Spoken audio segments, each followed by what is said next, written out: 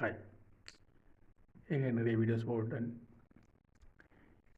நான் சின்ன வயசு இந்த ஸ்ரீலங்கா பார்த்துருக்கேன்.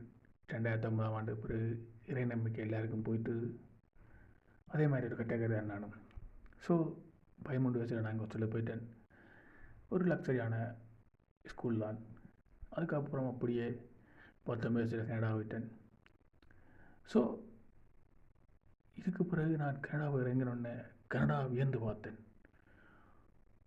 மக்களின் அமைதி, மக்களின் ஆரோக்கியம், எல்லாருக்கும் அடிப்படை வசதிகள், நிர்வாகம் இதெல்லாம் பார்த்து ரொம்ப வியந்து போய் இது எப்படி நடக்குது, இறைவன் அருள் இங்கே எப்படி கிடைக்குது, ஏன் ஆசிய நாடுகளில் இல்லை என்று சிந்தித்து பார்த்தா பிரிவினைவாதம் தான் எனக்கு தெரிஞ்சுது. மக்கள் அரசாங்கத்தோடு சேர்ந்து செயற்படுறதன் புரிதலும் இல்லை என்று தெரிஞ்சு கொண்டேன்.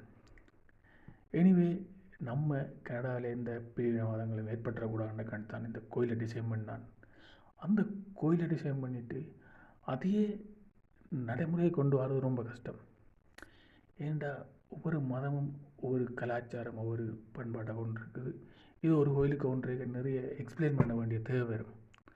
இது எனக்கு ரொம்ப கடினமான ஒரு ப்ரொசஸிங்காக இருந்தது. ஆனால் இறைவன் என்ன செஞ்சு விட்டான், இதை ஆசிய நாட்டில் சொல்லண்ட மாதிரி ஆக்கிவிட்டான். எனக்கு ஆப்பிடிச்ச மாதிரி ஆச்சு. இங்கே பார்த்தா எனக்கு யாசகம் என்ற மக்கள் ஒரு பக்கம், வீடுகள் இல்லாமல் தகரக்கோட்டையில் இருக்கிற மக்கள், அலுவலகங்கள் இல்லாமல் புலம்பெயர்ந்த நாடுகளில் இருக்கிற மக்கள், இந்த வீடுகளில் police station, post office, GS office இயங்குது. எங்கே பார்த்தாலும் குப்பைகளாக குவிஞ்சிருக்குது. இதெல்லாம் பார்த்துட்டு இந்த நாட்டிலேயும் உலகத்தில் எப்படியும் ஒரு நாடு இருக்கான்ற ஒரு ஏக்கம் தான் எனக்கு சரி, இவருக்கு பசியோடு இருக்கிறவர்களுக்கும் அடிப்படை வசதி இல்லாதவர்களுக்கும் எந்த விதமான அட்வைஸும் பண்ணக்கூடாது. ஸோ இதை எப்படி சொல்ல போகிறேன், ஏற்கனவே நான் டிசைன் பண்ண கோயிலை எக்ஸ்பிளைன் பண்ணுறது ரொம்ப கஷ்டம் கண்டு யோசித்து ரொம்ப குழப்பமாக இருந்தது. ஏதாவது யூடியூப்பில் இந்த வீடியோஸை போடுவோம், பிரயோசனப்படட்டும் என்று அந்த யூடியூப்பில் வீடியோஸ் போட்டேன். இறைவனோட அருள் இல்லாமல் இதை செய்ய முடியாது, சொல்லவே முடியாது என்று உணர்ந்து தான் அதை போட்டுறான்.